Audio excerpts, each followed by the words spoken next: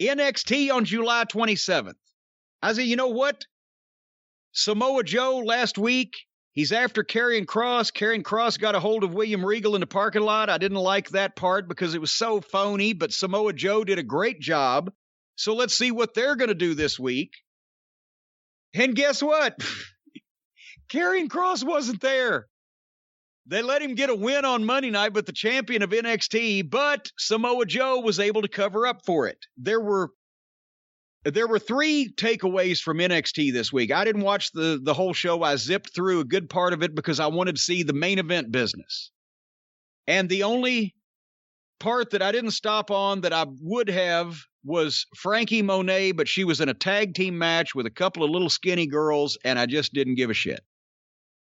But otherwise, here was the sum total of main event shit that I was really interested in on NXT this week. The opening of the show, Samoa Joe stalks to the ring, reaches under the ring, grabs a fucking table, throws it in, grabs a chair, throws it in, sets him up, puts his binder down on the table, takes the microphone and tells the people why he's there. Because Karrion Kross is too scared to be there tonight because he knew what was waiting for him. So now he wants to call out, Samoa Joe does, he wants to call out William Regal to this ring, and he's not going anywhere until he sees William Regal.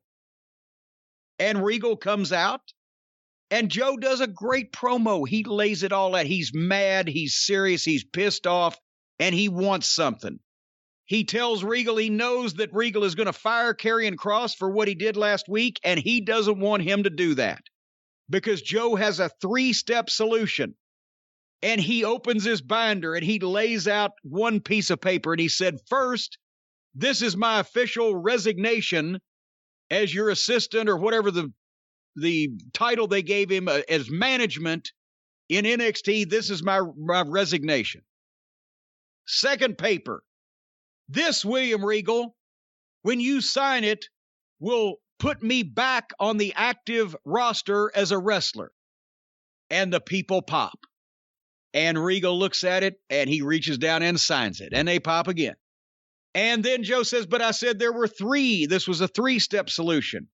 And then he lays out the contract. This is a contract for me to wrestle Karrion Kross for the NXT Championship at TakeOver 36 on August 22nd. And Regal looks at it and signs that. And the people go crazy. The people go banana, as Pat Patterson would say. And they shake hands, and I want to see it. It was simple. It was serious. It was straightforward.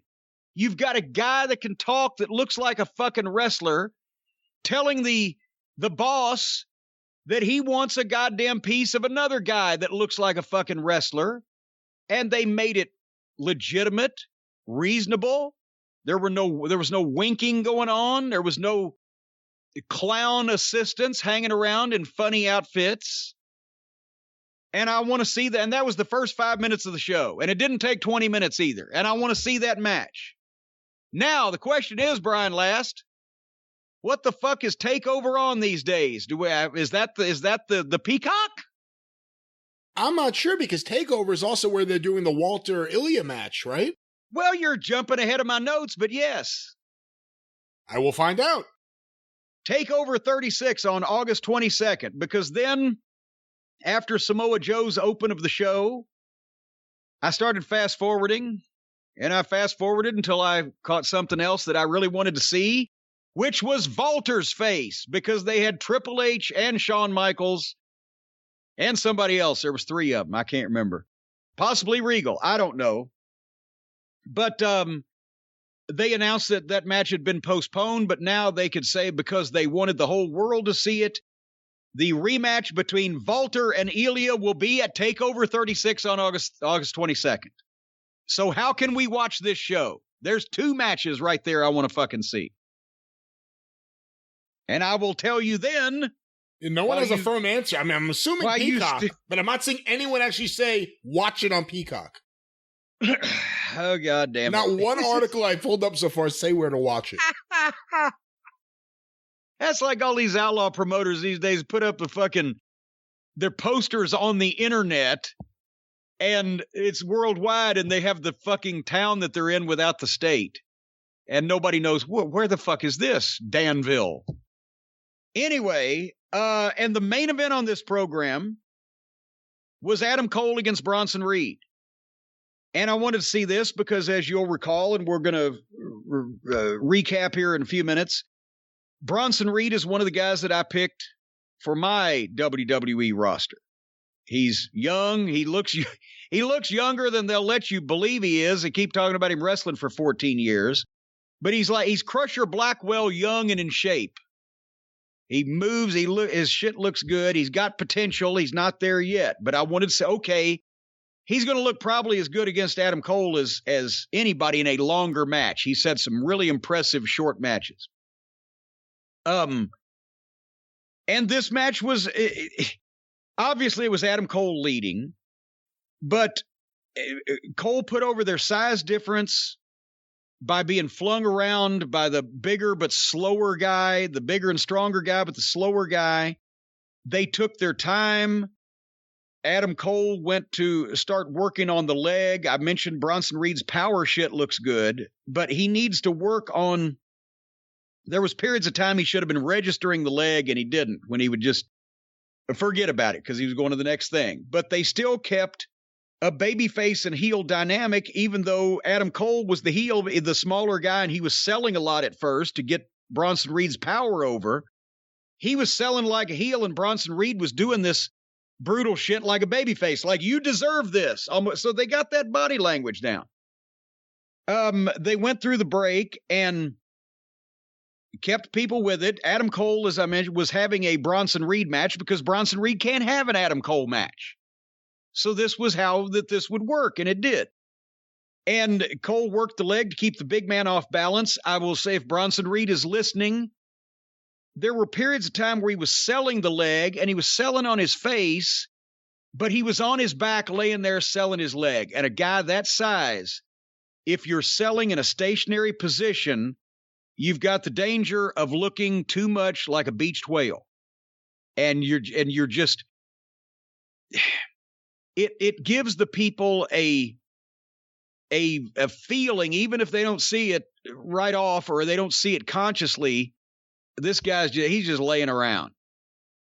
A big guy like that selling a leg needs to be waving his arms and fighting and grabbing the ropes and still feeding the leg to the heel, but trying to get up and being jerked back down a lot more. You can't just lay there when you're that big of a guy, you're that powerful. I'm not saying don't sell. I'm saying don't sell stationary. Be more active. Make the guy jerk you back down or jerk your leg out from under you, or at least be trying to reach for shit or pawing for stuff.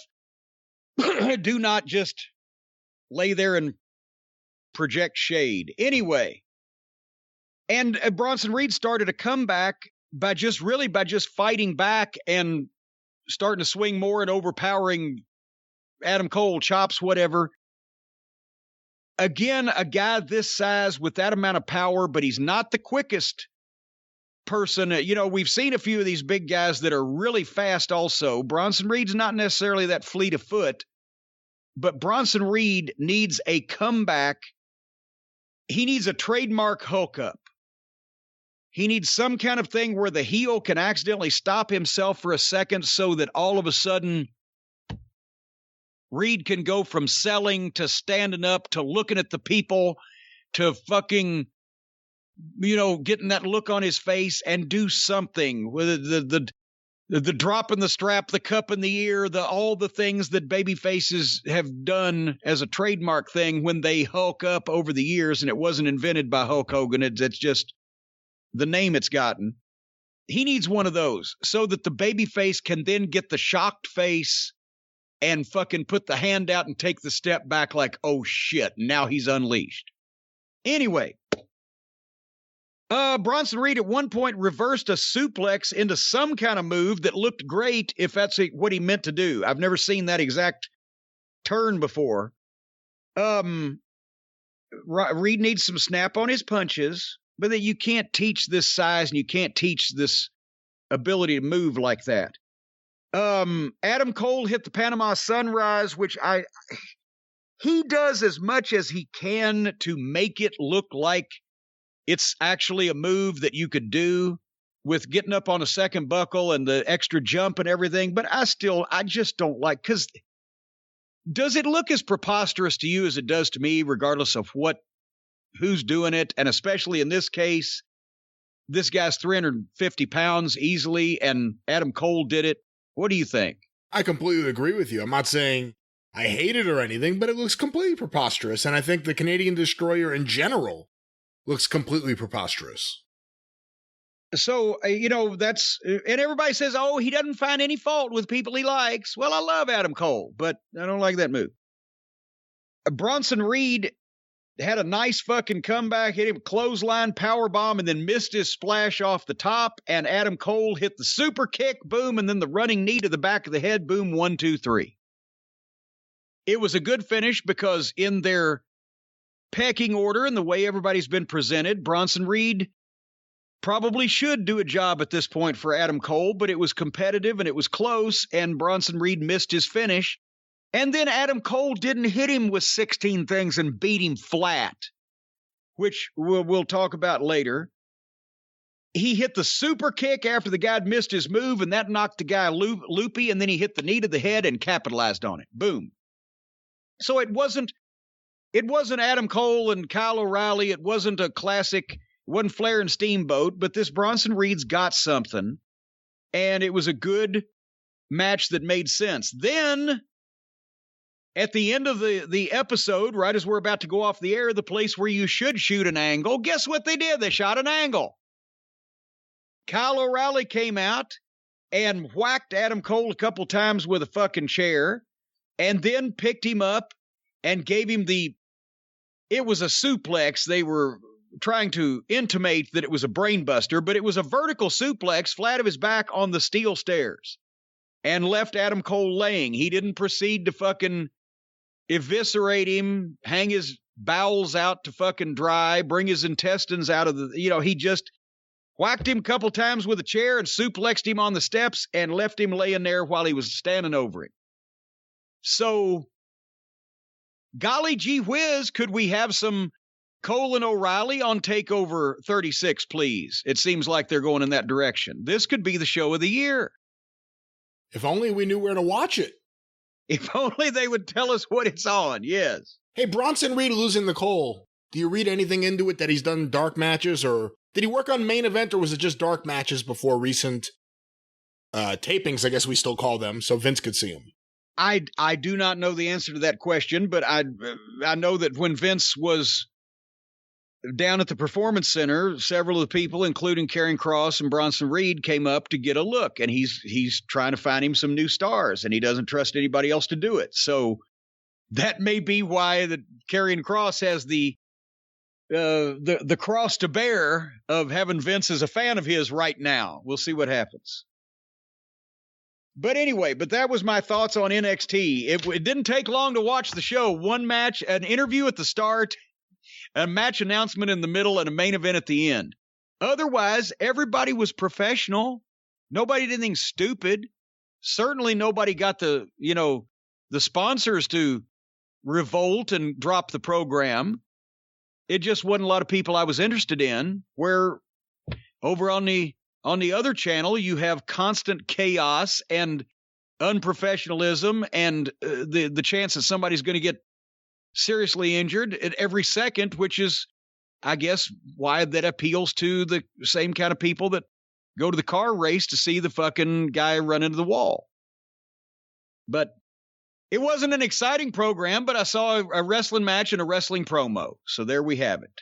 Really makes you miss the old compilations and tape trading. It was so easy to just go through various promotions, see the highlights, best promos, best angles, best matches, and not have to sit through everything. Imagine if you had to sit through everything to see that stuff. There was a guy named Marty Slobin in the Michigan, Detroit area that was one of the first guys that I traded tapes with. And because tape was expensive back, a 2-hour VHS tape blank at the mall in January of 1980 was $25. So you didn't tape the whole, I taped the whole show, but most people didn't tape the whole show. So a lot of people, what they would do is they would make compilation tapes, and Marty sent me a 6-hour tape that had everything from Mid-South to Mid-Atlantic to the Sheik in Detroit to blah, blah. And you just watch the matches and interviews that people were most interested in that had made the compilation. And that made it a lot easier to get through everything. But anyway. Wish we had that today.